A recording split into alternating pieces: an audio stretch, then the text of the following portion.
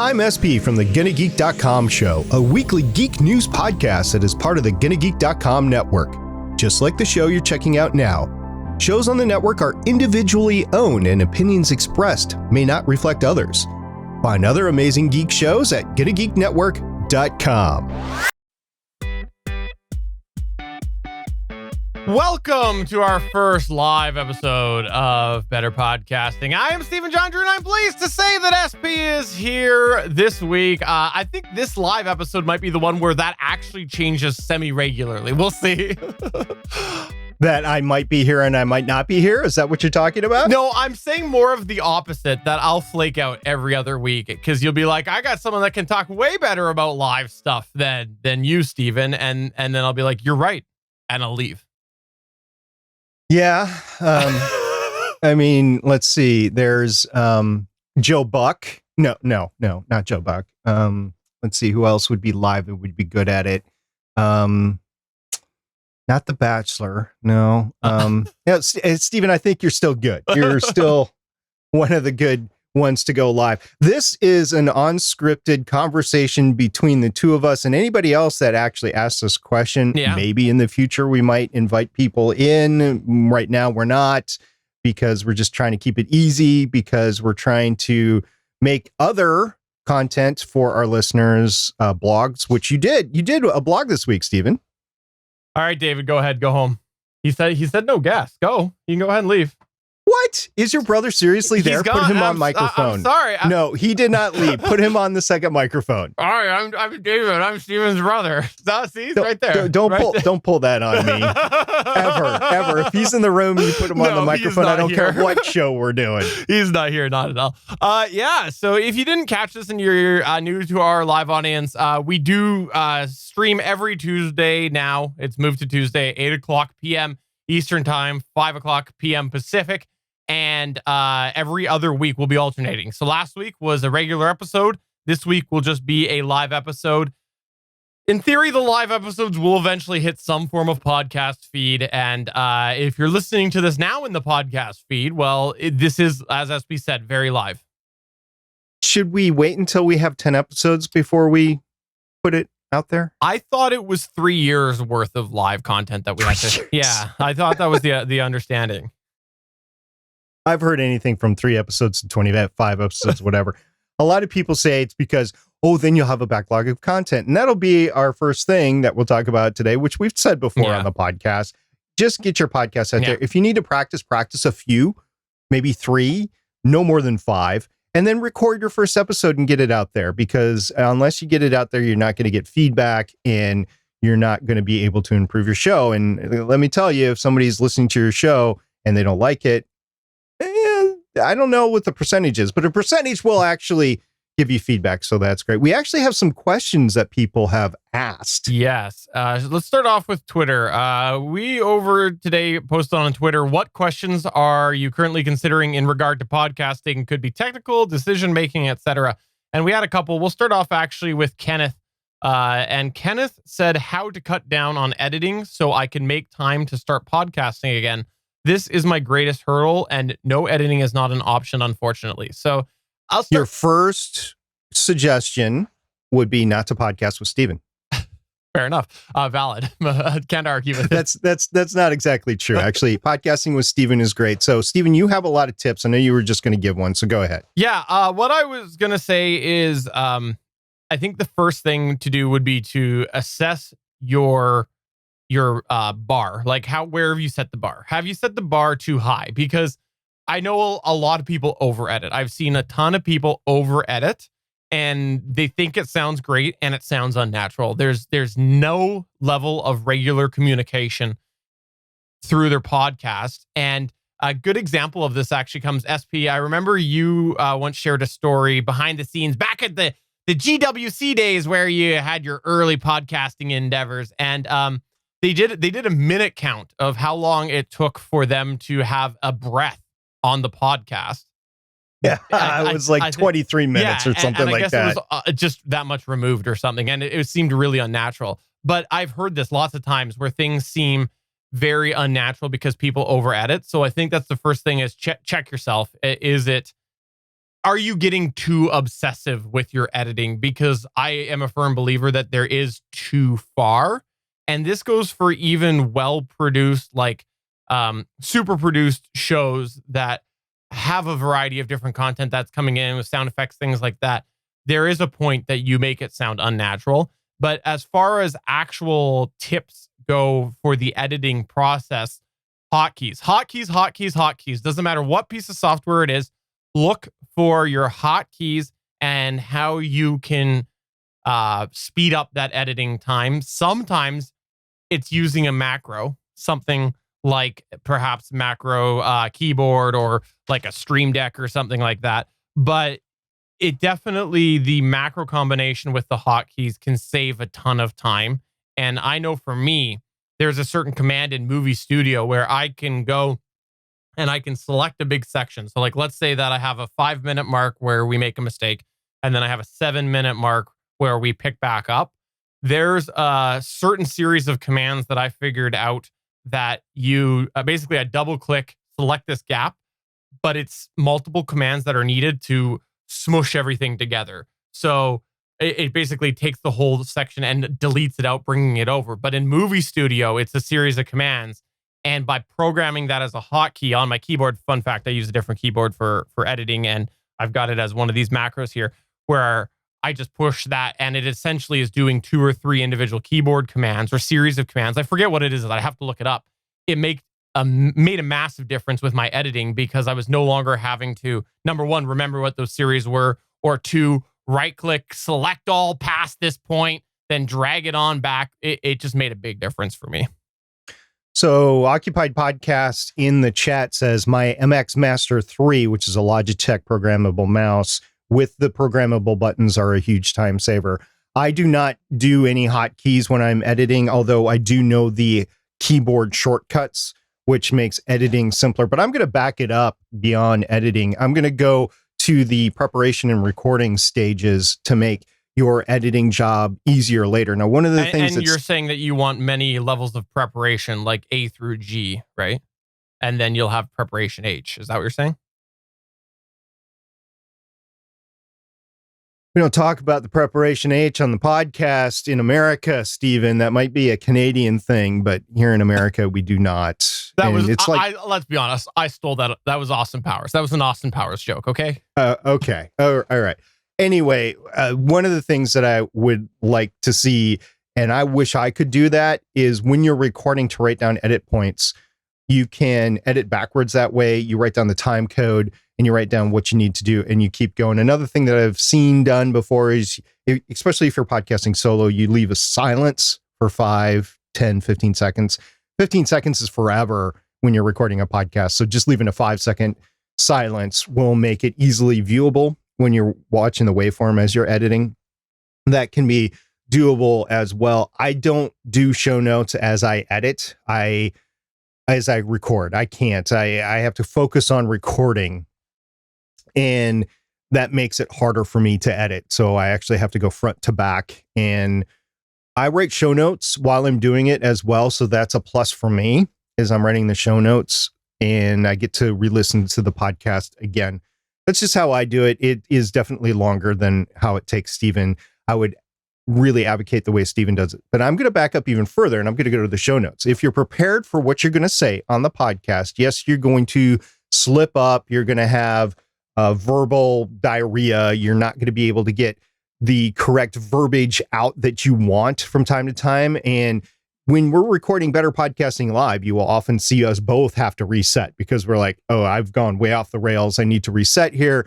Stephen then writes down the edit point. He changes the video. If you're doing video, you have to reset because we only have one shot. We don't have multiple angles. Actually, we both do, but we just don't use it. And then that's because we use 2 different Logitech webcams. But you can reset and you can keep going. But if you're prepared, you have less of that. You have less of the, I don't know what I'm talking about and I'm rambling, and you can focus on what you're actually trying to talk about. In the chat, by the way, Occupied Podcast said, is there any way to flag edit points on a Zoom? That would be so helpful. I'm not sure about on his H6, but I can tell you on the L12, and I'm fairly sure the L8.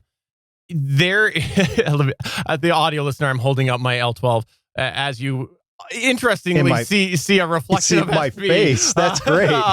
There is actually an overdub button that you can set to go to a certain track, and what it actually does is there's a microphone built in. Man, this thing's filthy. There's a microphone built right in to the L12, and if the L8 does do it, it would be on the L8 as well. But what it does is it allows you to essentially, using the internal mic, record to a separate track. No, sorry, talking about the wrong button. It's not overdub. I'm sorry, it's a slate. It's a slate button. Anyways, there's a slate button, and the same idea where what it does is it goes to another track, and then you use that mic. So like if I push the slate button, I could say edit point, or I could put a description in there. I tried to do it with our show, actually, Better Podcasting and Gonna Geek. It just became too difficult because I was having to remember to mute myself, take myself off screen, push slate, and I don't think it is on the L8, come to think of it. I don't believe it is on the L8. I know on the or the H5 and the H6, I think you can put markers in. I've never actually done it, but I've heard that you can press, a sound marker and then it will be there. Like I said, it is overdubbing basically, I guess, but I've never used it. I know different people have. I think it's also available on like the sound devices. Yeah. I think I also read that somewhere along the way, I think XSplit actually also has something built in. Oh. Okay. Or it's a setting, or it's a feature that they announced that they're going to do or something. I'm not really sure how that all works, but the L12, yeah, that does have the slate function. Sorry, not the overdub. And I come to think of it, I don't think the L8 does. I'm not sure about the Rodecaster Pro.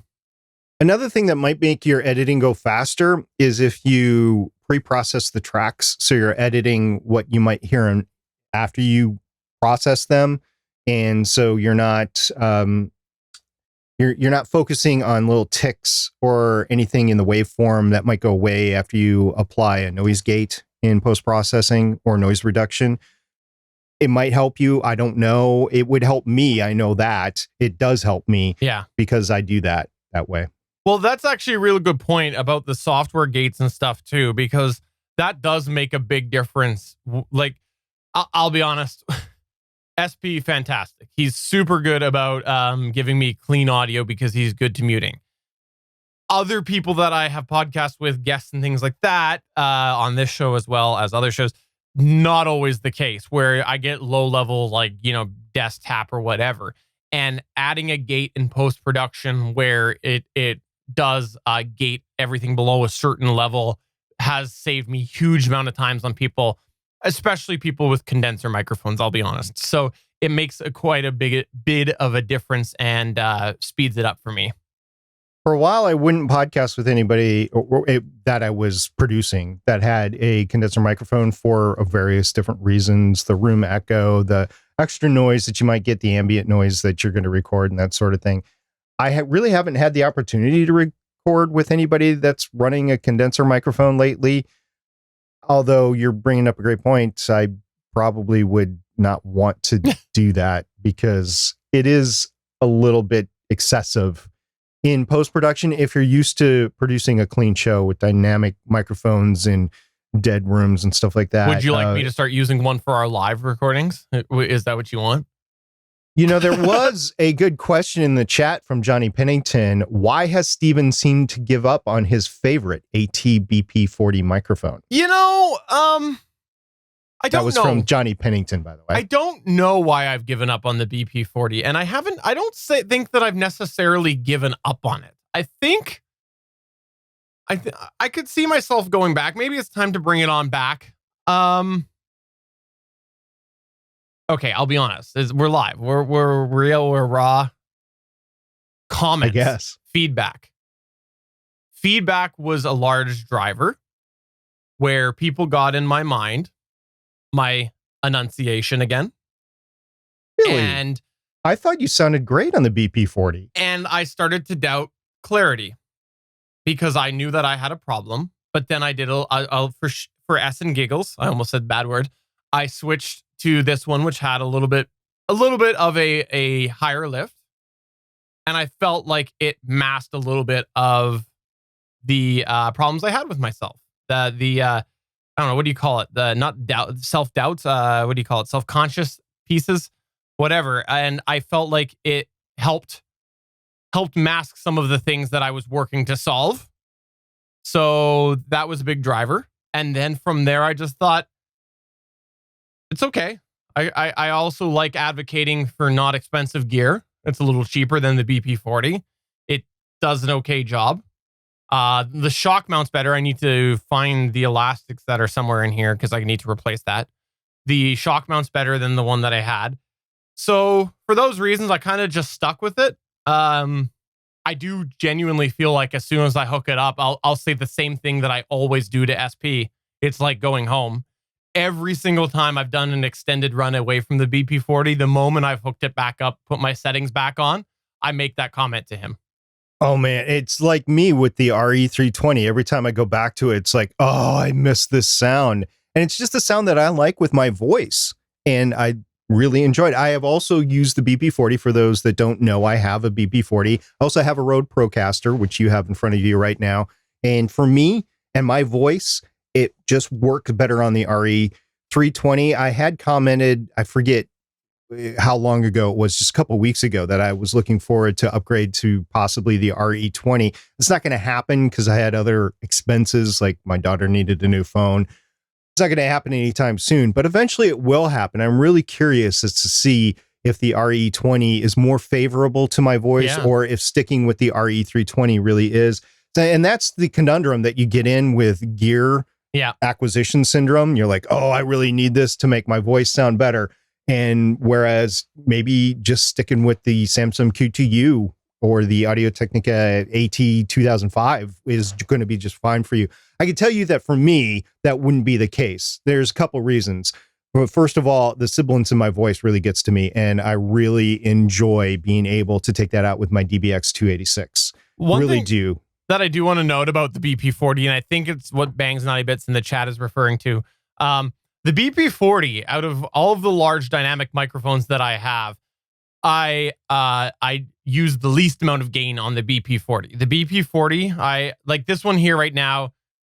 I'm hovering around 48 dB. The BP-40, I'd have to go look for sure. It's somewhere in the 35, 38 range that I have it on. And all of the other, like the RE320, it's also around this level. But the BP-40, it's less. We also had a question that I don't know that you and I are that qualified to answer, but we could point to some resources and give some tips based off of what we do know and our limited experience. Is how do you do a solo podcast? The thing that I would plan by saying is practice a few times if you've not done a solo podcast before. If you've only done with other people, give it a try a few times because of the fact that it's going to be a different feel. Also, if you're not doing it live, which I would probably advocate for a not solo podcast, give yourself time to recharge. You're the only one going. I know this is something that Chris Farrell, our GonnaGeek.com show cohort, he did a solo newscast twice a week, I believe it was, a while ago, and he did live stream it. But what was cool about it was he tried to fix it as he went, and what you got to see him do was exhaust himself and regroup. I love that aspect of his live stream where he was getting a little hoarse from just talking. And he'd go and he'd take a pause and he'd take a drink or whatever. He'd kind of mumble a little bit to anybody that might be watching live. But it really gave you an idea about sort of the little breaks to fill in when you are doing a solo podcast. We often have the benefit of having each other on the podcast, and even with Chris on the GonnaGeek.com show. And we don't have to be speaking the entire time. But if you watch somebody like Bandrew Scott and with his Bandrew Says podcast, so for a solo podcast, I want to mention several things. Are you doing it live? Are you doing it video, non-live? Are you doing it video in post? Or is it just recorded audio? If it's just recorded audio, you could take all those pauses that Stephen was saying and you can just edit them out in post, and bingo, you have a podcast that's out there. I would probably recommend you to have a shorter show. I wouldn't recommend you to have a long show unless it's a well-researched show that you're going to do in segments. And oftentimes I know a lot of solo podcasts like to put in background music, and that's going to add production value later. I would suggest don't do that to start out with. Yeah, if you want to have bumps, that's great, but don't put in background music. That's just going to extend what you do. I did that with the Legends of S.H.I.E.L.D. Longbox Edition podcast, and I actually just had short segments of different people talking, and I would put background music behind them, and then to edit that background music, which rotated for each speaker, like 2 or 3, 4 different kinds based on what they were doing, or tracks based on what they were doing. I still had to lengthen or shorten them. And if you're doing a segment that's maybe 1 minute 1 week and 7 minutes another week, that's a large variation that you'd have to put behind there. That's the side of the point. If you're just doing an audio podcast, just make sure your energy is ramped up and that you're going to hit it. And if you're missing it, just take a little time off, like 15 minutes, an hour, 2 hours a day or something like that. And then come back to the microphone later, recharged and ready to go. If you're doing a video podcast, I would recommend trying to do different angles. So when you're doing the cut, that you can go to a different cut. And you can see that on Bandrew Scott's podcast all the time too, with Bandrew Says. That's how we do this show, if you didn't know that. That's how we do it, is we, like, if I go and I screw something up, I switch to either where we're both on the screen, and I switch to one of us on the screen so that it cuts nicely. Before we get to some other questions, let's briefly talk about something that Suncast highlighted to us earlier last week. If you go to betterpodcasting.com, there's something that I wanted to mention, and maybe it'll show up in our next actual episode. We'll see how we're feeling about it next week. I wrote an article about Chrome making some changes for insecure downloads. This might spark a little bit of discussion. Long story short, currently, if you are on a secure website, so https:// you can go and download a file. So like, let's say you have a link to download a podcast file. If that is on an HTTP, no problem. Chrome's not going to care. It's not going to flag anything. So you're downloading an insecure file from a secure location. They're making changes. So this isn't going to be allowed anymore. This is going to happen over a series of different updates. It actually affects more than just MP3s. It also affects any form of download. And this is going to start with Chrome 81 and go through to Chrome 86 will be the final change to do with this. And that's going to be in October 2020. And it's going to be a gradual thing. So like the first update is just going to give a warning in what's called the console warning. There's a separate techie part of Chrome where if you open up the console, you can see a warning. Then the next version, it's going to basically give an actual on-screen warning for EXEs, APKs, and a bunch of other things like executables. And it's just going to continue until eventually all downloads are blocked from Chrome that are being downloaded from an insecure site. Now, the reason why this is something worth considering is because if you run a third-party website, you at some point may have gone and copied your podcast MP3 file and pasted into something like PowerPress. And if you put that in as an HTTP file onto an HTTPS website, you might end up having someone not be able to download that if you don't go and fix that after Chrome 86. So I know for sure Gonna Geek, betterpodcasting.com, because most of that was actually a data dump from Gonna Geek, is going to have this problem. I'm going to have to go and run a query in the database to go and fix that. Luckily, I'm techie and know how to do that. But if you're not techie, you might have to go and update these manually. So it's really something that you need to be aware of. And the thing that is really important to know about that is you want to make sure that where you're hosting that file is offering secure downloads. I think most reputable media hosts are. If you go and you paste that into like MP3 and you paste that into your browser and you change it to HTTPS, I think most reputable ones you'll find will work. But if they don't work, there could be further problems by trying to link to an HTTPS media location that isn't capable of SSL. So check that out if you want to read more about that, betterpodcasting.com. And SP's Canadian Beard, the user in the chat, is saying real simple SSL. That's more to do. I would say that's more to do with the website side of things rather than the actual. I see what you're saying. The real simple SSL. I was thinking of something else. That's the thing that goes and changes the website on WordPress to switch over. I don't know that it's going to change the embed links, the enclosure link from the PowerPress table or the post table on WordPress. It'll be interesting to see. I'm not sure. I don't know. Maybe that is the solve right there. I personally want to go and change all the URLs.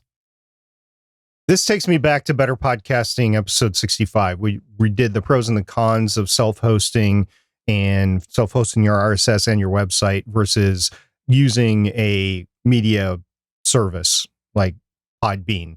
And for a lot of hobbyists that don't have the technical skills to run a website, that going with a service like Podbean that gives you a website or a landing page might be for you, so you don't have to keep up with this stuff and you can focus on content creation. Now, there's some things that you won't be able to do.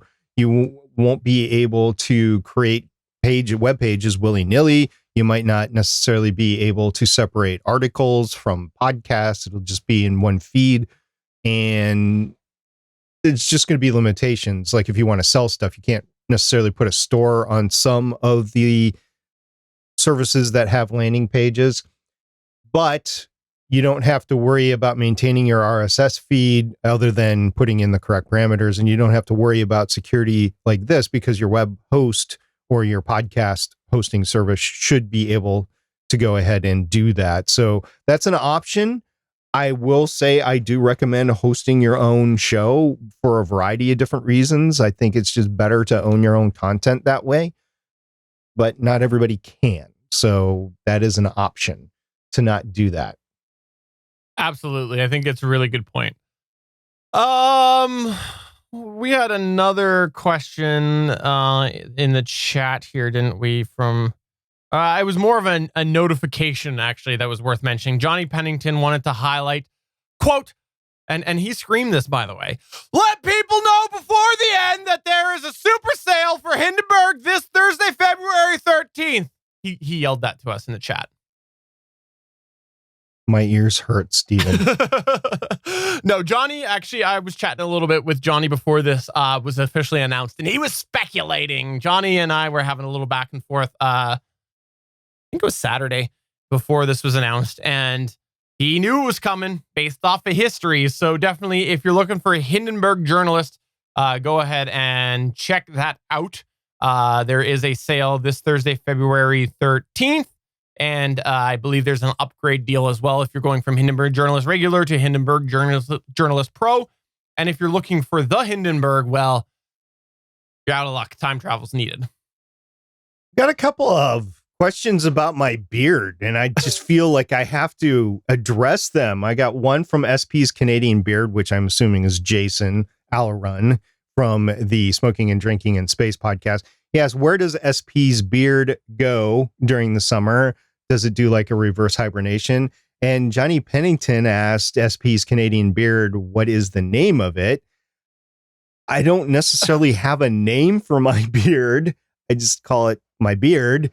Although we could probably have a naming contest. And I know that's kind of touchy because it'll end up to be like Beard McBeardface or something like that. Beardy McBeardface. Where does it go during the summer? I shave it off. I shave it off because I have allergies, which, by the way, because we've had such a mild winter this year that I've really been suffering the past 6 weeks, and I did consider shaving it off, but I am going to try to keep it on until April 1st this year.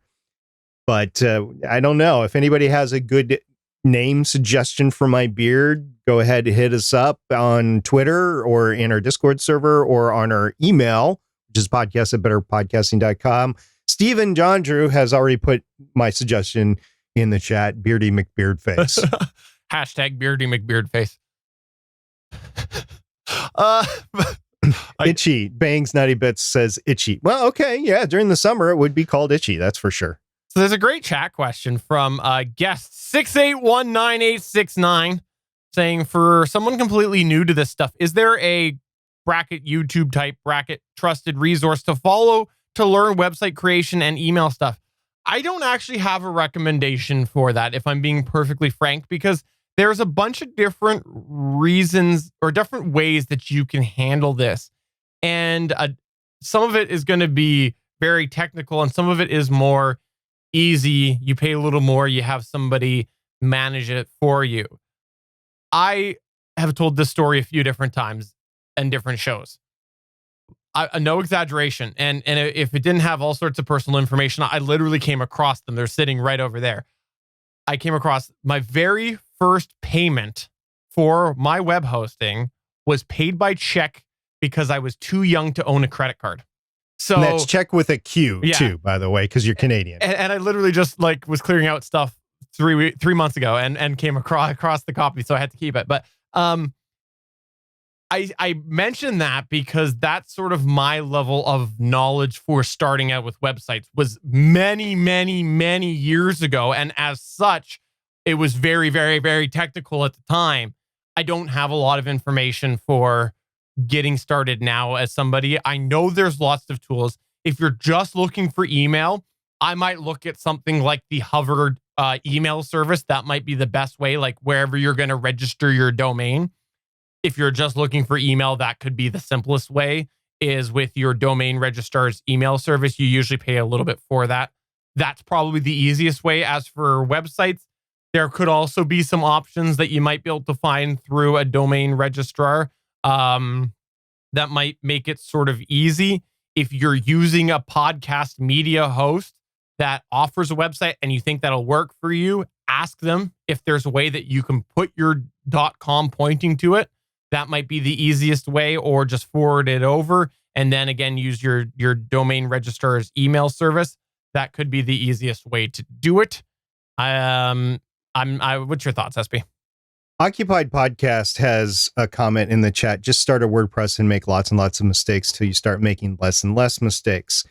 That's the way I went about it. I started a website for Voices of Defiance, which was one of my first podcasts. It was about the Defiance show on the Sci-Fi Channel, which pod faded because the show ended. So we decided to end the podcast. Wonderful show. Loved both the podcast and the show. Just wish it could have kept going, but Sci-Fi canceled it. Thus my hatred towards the Sci-Fi Channel. I will tell you that I went from literally hand rolling HTML code on there to upgrading to a WordPress site. And I learned a lot along the way. I will also tell you that producing, I forget what it was, 5 or 6 shows a week at that point in time, and maintaining a website and working a full-time job and having a family, way too much. So I decided, nope, that's not going to be for me. I did shut that website down. I could go back to it. It's just, why? Yeah. Because I've got Steven to do the Gonna Geek and the Better Podcasting website. So why? The other thing is, like, I made no secret, I'm the massive self-hosting your RSS feed fan on here. I think that there is a huge amount of people who are just flat out wrong that believe you legally own a slug on a podcast service. Like, I legitimately will argue that is not the case with many people. I preface this by this manner to illustrate how strong of a believer I am in self-hosting your RSS feed. With that said, I highly, highly recommend Podbean and other media hosts all the time, because I firmly believe that there are many people who shouldn't try to self-host their RSS feed because it's too beyond their technical trouble or their technical limitations, and they're just going to get themselves into a problem, and it's going to cause a problem with their podcast, or it's going to cause them headaches. It might cause them to fade because of this. And the same logic for me applies with WordPress. I don't know that WordPress is for everybody. I don't think that it is. I think there are some people who they just want email and they just want their domain to redirect to their media host. And I would never recommend that person start with WordPress, because I think they're going to run into the same thing. It's going to be too much. They're going to get hacked. There's going to be something that happens, that extra thing on their plate is just might be the part that makes their food fall off. At the same time, easy websites like Wix or Squarespace, they're just not pod friendly. I mean, maybe in the future they will be, but they're really not pod friendly now. You can't do a lot with them like you can with a WordPress site. WordPress is still, I mean, as many problems as there are with WordPress, because you run into issues with plugins and updating and security and everything like that. It's all stuff you have to monitor, stuff that you can monitor, but stuff that you have to monitor, and you don't have to do as much with Wix and Squarespace and things like that. But I would never start a podcast with one of those websites because they're so limiting.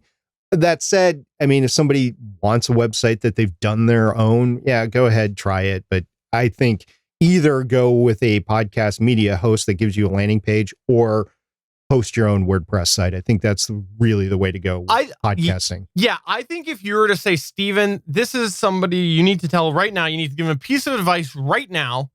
They don't know how to build a website. A podcast media host will do everything that they want, but they want a custom email. I would say look into your domain registrar's email options, and also their forwarding options. And basically, like if you type betterpodcasting.com, it might redirect over to a different website. That's probably the way that I would say start out with if you're not comfortable with web stuff. Because again, I think there's a bunch of things that can go wrong with WordPress. If you're comfortable with that, give it a try, play around, have fun. It is fairly intuitive once you actually get it set up, which many web hosting providers can do. But once you get it set up, it can be a little more intuitive once you play around, especially with things like the Elementor plugin. Definitely a good plugin as well. I think the minimum that you should have is the domain. You should own the URL. I own the URL to voicesdefiance.com. I own starlingtribune.com. I own legendsofshield.com. Steven owns gonnageek.com. Steven owns betterpodcasting.com. You need to own those regardless of where you host your show. It's really easy. I mean, if you pick a decent name, it's only going to be somewhere between $9 and $14 a year, depending on who you use. If you use Hover, if you use Namecheap, or any one of those domain registrars, that's kind of the minimum I would go with there. Hey, Steven, I have a story time today. Can we go with story time with SP? We're getting towards the end of our show, so absolutely. I think you should have story time. I know exactly what your story is, and I think it's very, very relevant, because there are all sorts of people that are wondering why you quit all of your podcasts. Go ahead. That is not what I'm talking, quitting podcasts. I pod faded Legends of S.H.I.E.L.D., or I pod faded Voices of Defiance because the show ended. I pod faded, or wrapped. I think wrapped is a better word to use here. Starling Tribune. I agree. Pod fade is Walking the Walking Dead and Legends of S.H.I.E.L.D. Long Box Edition. I totally agree. Those are pod fade. Pod wrapped is different. Oh, pod wrapped. I like it. With a W. Pod wrapped. All right. So this is what happened. Is there an E in it, or is it replaced because E's are bad? Pod wrapped. Why would you need an E in pod wrapped? Pod wrapped? Oh, ED. Yeah. Oh, yeah. No. Okay. I get it. PODWRAPPD. Yeah, I like it. I like it with two P's. Yeah. Okay.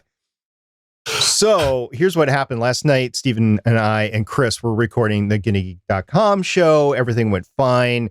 I transferred the file off my H6, and Stephen has it now. I don't know if he's pulled it down or not, but it is on a cloud storage ready for him to pull down.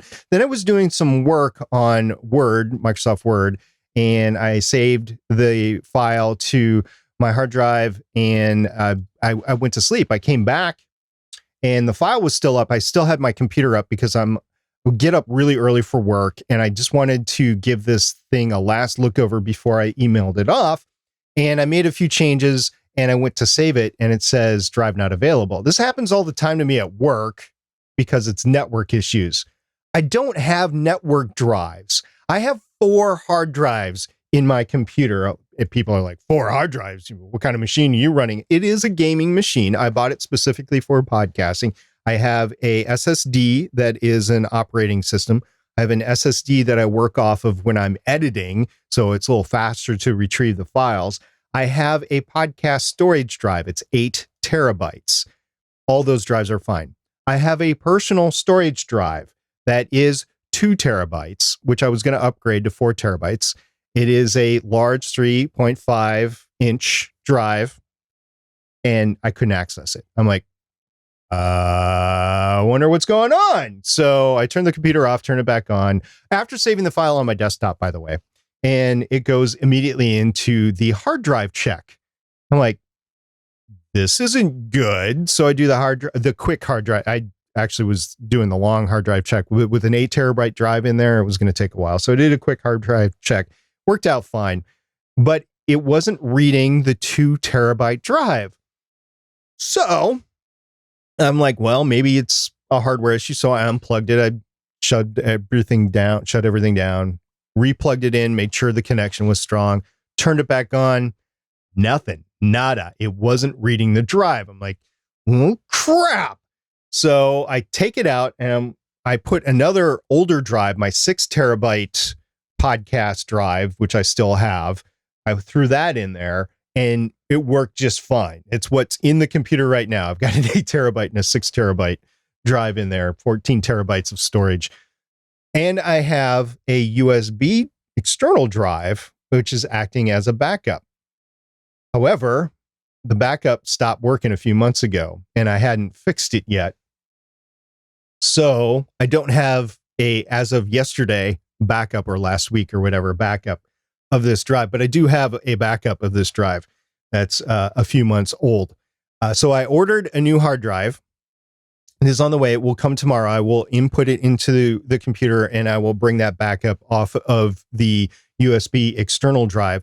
I have lost some files that are on here. I have no idea what happened to this. Now, for the video viewer, I have turned the drive around. I'm looking at the back and there's this green computer board that's called a PCB, which is control board basically. And unfortunately, it might be bad. I don't know. It might be something else, but in case it is this, I've ordered another one. There is actually a number on it. I know you won't be able to see it on the video, but there is a number on it. If you ever run into this issue and you try to resurrect the drive yourself, which I don't recommend, but I'm trying it just because I have a backup and it's just the last few files that I've changed in the last couple of months that I might want back. And you have to get the exact same thing. And you also have to, there's an EEPROM. If I take this board off and I flip it around, there's actually an EEPROM chip on there. I would have to unsolder that and solder it back in because it's matched directly to the hard drive. I found a company, and I believe it's actually in Vancouver, Stephen, a company that sells this exact board with the exact revision and everything. And I ordered it and they said, if you send us yours, we'll actually mount the EEPROM on your replacement board so it will match. I don't know if that's the issue or not. It would be $50 for me to do that, which you're like, oh, wow, that's a lot for a 2 terabyte drive. Now, granted, it's not the drive that I'm worried about. It's the data on the drive. So I'm going to try that. I'm going to try to match it up and see if that will work. It might be something dead inside the drive. It just went dead. There was no clicking. There was no ticking. There was no sign of life. So it doesn't even show up in the BIOS. No, and there was no indication that it was going bad either. I literally went to bed last night and I woke up this morning and it was dead. But you don't even hear it spin up or anything. No, it wasn't. So I did take it out and I tried, well, maybe it just wasn't reading correctly. I do have an external drive reader, which can take a 3.5 millimeter drive and a 2.5 millimeter drive. I did try this. It has its external power, AC power. I have to plug it in and it plugs in here. And then it's a USB 3 connection that goes into the computer. So I did try this and no, it tried to spin it up, but there was nothing whatsoever and it just booted it out. So I'm thinking if it is the PCB board, I might be able to boot it up one last time and then take all the data, the newer data off of it and just copy it over and then just be done with it. I'm going to trash this. This is no longer good to me. It's dead to me, literally and figuratively. So, but this is an example of backups anyway. Yeah. I know you've got an upload problem. So your initial upload will be a big pain. But it might be a good time to consider Backblaze because Backblaze is $110 US for 2 years, $60 a year. unlimited backup for one PC. So unlimited backup for one Okay. PC. As long as it's unlimited, Yeah. because I'm going to have a lot of Yep. data. Like I said, I have the 8 terabyte drive. I have the 2 terabyte drive, which I'm upgrading to a 4 terabyte drive anyway. So that's 12 terabytes. Yeah, I've got my 120 gig, my 500 gig, my 3 gig, my 4 gig, my 4 gig, my 500 gig. Sorry, not gig, terabyte. So my 120 gig, my 500 gig, my 3 terabyte, my 4 terabyte, my other 4 terabyte, and my 500 gig. So quite a bit, and it is unlimited. So Backblaze might be a good way to go. And one of the things I wanted to mention that I've been kind of considering for the last little bit, for $2 a month, you can also add 1 year retention. It's 30-day retention for old versions. I was thinking about adding the $2 a month extra upgrade where it keeps the retentions, the deleted and old versions for a year. I was thinking about it. So Jason in the chat asked, will it back up map drives? I don't know if it will. I don't believe it will. Because that's what I'll have. Is I'll have 4 map drives. They're on a separate computer? No, the same computer. No, so that's not a map drive. Map drive is like a network drive. So so I did look into data recovery services. None of them have costs that are out there. So that's a red flag right there. If they're not saying what the cost is right away, it's probably too expensive. I did finally look into some websites that actually were starting to give prices. So literally to take this drive apart, put it in a clean room, or put it in a clean room first, take it apart, put it back together with parts that work so that you can get the data off of it. That's somewhere, and probably on the higher end, but somewhere without any damage to the drive whatsoever, no water damage, no heat damage or anything like that, just like a board that's gone bad, is somewhere between $500 and $1,000 just to rebuild a normal drive in a clean room. That price will go up depending on what the damage is, and you might not get all the data off of it. Say you dump your laptop in the lake and then it doesn't work anymore, but you want the data off of it. That is water damage, and it might not be able to recover all of the data. Water damage, the price goes through the roof. It's like 300%. So you're talking like $3,000 to $5,000 to recover data from that. So if that is your option, or your other option is to try to rebuild the drive on your own, which never really works. I mean, literally, I have to take this board off, which is just some screws. I have to send it to a place, which is in Canada. They have to take apart a EEPROM, one of the things off the board, solder it onto the replacement board, and then send it back to me. And that's going to take a couple of weeks. That's $50 to do it on my own.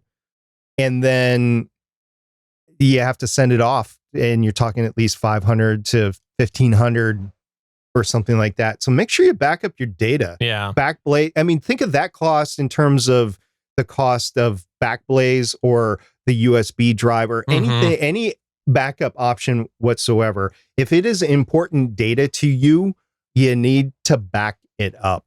And like I said, I've lost a couple of months worth of files that have changed. But I haven't lost the photos that I took 10 years ago, 15 years ago. I haven't lost really deep recordings that I didn't care to lose and that sort of thing. So the most important stuff to me, my podcast drive is backed up and it is fine. My data here is fine. So I'm good there. But that's SP story time with a drive that just quit working overnight. I'm glad you mentioned it. It actually made me think today when you told me about that earlier that I should probably revisit what I've got externally. It's been a while since I've dumped some stuff, not like, because I've got the Backblaze, but I'd like to have, I still have a couple external drives, but I should go double check that. I like to go and dump what I can important on there. I don't have, like, I'm looking here, according to Backblaze, I've got 12 terabytes actually uploaded there. I don't have 12 terabytes of external storage, but I have enough that I want to do my very important things, my personal photos, my personal videos, things like that, right? All of my logs of the ways that SP has made me feel good about myself just from being around his presence, Those are all backed up. But this is going to, I think, take us to the end of our live stream. I think it was pretty successful. If you're checking this out after the fact, number one, if you're on YouTube at youtube.com/GonnaGeek, I realized I went to youtube.com/GonnaGeek. I don't know that these live ones are going to be there. I don't know. We were talking about maybe putting them on Better Podcasting. We haven't decided. Haven't decided on that. We'll see. Keep an eye on betterpodcasting.com. Number two, every other Tuesday is when we will do this live chat at 8 p.m. Eastern. And number three, congratulations, because apparently I've gone and I've posted the posted version, and right now I'm feeling lazy. So congratulations to myself for doing it. There you go. What?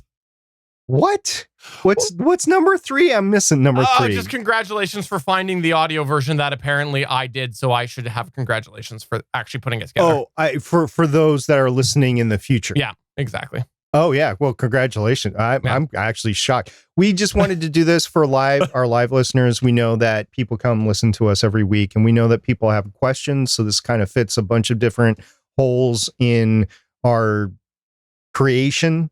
And we're glad that you guys have showed up. If you like it, please let us know.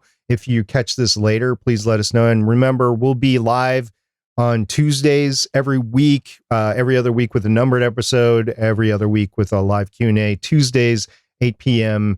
Eastern, 5 p.m. Pacific at geeks.live. And we look forward to hearing your questions in the future. So there you go for our first live episode of Better Podcasting.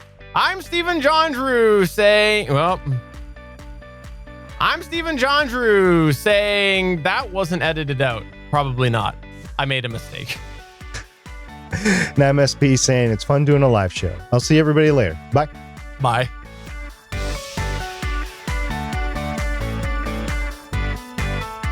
Thanks for checking out another episode of Better Podcasting.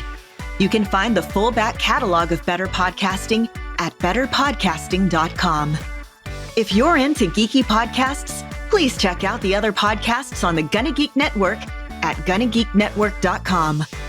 This show was produced and edited by Stephen John Drew of Gonna Geek Productions. Voice work was done by L.W. Salinas.